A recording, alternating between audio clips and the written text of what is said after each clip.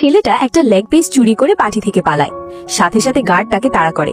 ছেলেটা লাফ দিয়ে একটা চলন্ত গাড়িতে উঠে পড়ে। একটু দূর যাওয়ার পরেই সে লক্ষ্য করলো চারদিকে অসংখ্য গাড়ি তাদের ঘিরে ফেলে। কি ভেবেছিলি আমি তোকে খুঁজে পাবো না? ছেলেটা গাড়ি থেকে নেমে সামনে আসে। কে রে, তুই এখানে কি করছিস? তখনই সে জায়গা বরাবর দেয় এক লাথি। ব্যথায় লোকটা অস্থির হয়ে পড়ে। তোরা তাকিয়ে কি দেখছিস, মার ওকে। তখনই ছেলেটা একে একে সবাইকে মেরে সাইজ করে ফেলে। তোকে দেখে নেব একদিন। মেয়েটা ড্রাঙ্ক অবস্থায় ছিল। পরের দিন ঘুম থেকে উঠেই ছেলেটা দেখতে পায় তার অবস্থা খারাপ করে ফেলেছে মেয়েটা। সেই যখন ঘুম থেকে ওঠে জোরে একটা চিৎকার দেয়। কে রে, তুই আমার রুমে কি করছিস? একটা থাপ্পড় দিয়ে তাকে সোজা বিছানা থেকে দরজার সামনে ফেলে দেয়। সে নিজেই বিশ্বাস করতে পারছিল না তার হাতে এত শক্তি কোথা থেকে এলো। চোখের সামনে গত রাতে সব স্মৃতি ভাসতেই বুঝতে পারে এখানে তারই দোষ ছিল, ছেলেটার না। যাবার সময় এক ব্যাংকের চেক তার হাতে গিয়ে যখনই সামনের দিকে বাড়ায় সোজা সে গিয়ে পড়ে অন্য একটা বাড়িতে।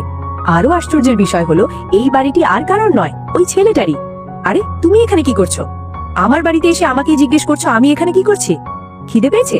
বল কি খাবেন, কলা নাকি আপেল? মেয়েটার রাগে ছেলেটার দিকে কুশান ছুঁড়ে মারতেই সেটা দেওয়াল ভেঙে চৌচির হয়ে যায়। এত শক্তি তো আমারও নেই, প্লিজ এটাকে কন্ট্রোল কর, না হলে কিছুই থাকবে না, যাবে এখান থেকে। এই বলে আরো একটি কুশান ছুঁড়ে মারতে ছেলেটা ভয়ে সেখান থেকে চলে যায়।